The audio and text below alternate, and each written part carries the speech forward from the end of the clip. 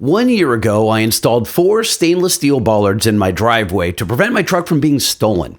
I'm going to tell you what it's like living with these, if they've deterred thieves, what they cost me, and what my neighbors think. Last summer, my friend Rich came over with the largest hole saw I'd ever seen. We bored 4 54-inch deep holes, lowered in the bollards, poured rocks at the bottom for drainage, and surrounded them with cement. When they're in the upright and locked position, there's almost a foot of bollard below the surface, which is why they're so strong.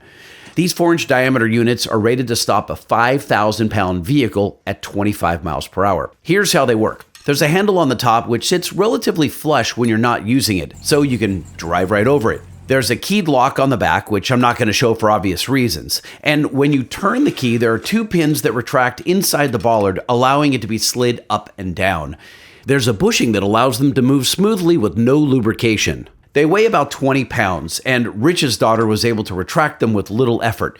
Now, it does require 2 hands to put them up and down, one with the key and one holding the bollard.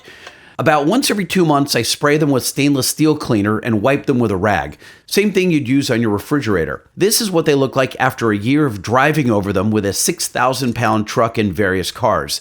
The 316 stainless seems to be hard enough that I haven't had to polish out any scratches. So what's it like living with them? Every night for the past year, I've stood them up, and every morning I put them down. If I'm not here, my wife does it. Now, I'm not gonna lie, at first she made me do it because she hated it.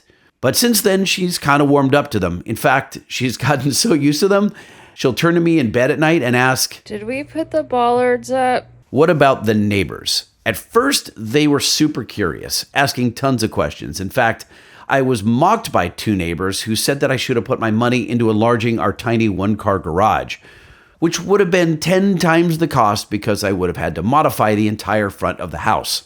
Which brings me to money. As far as I can tell, there are only 2 companies that sell these, one in the US and one in Canada. Last summer, I paid $850 per unit. 1 year later, they're now $1,400 each. I don't know if that's because they're the only source and they're gouging people because auto theft is on the rise, or if they got smashed with tariffs. Then you're looking at about $2,000 each to install, bringing the total to $3,400 per bollard installed. That means if I did it today, these 4 bollards would have run me $13,600.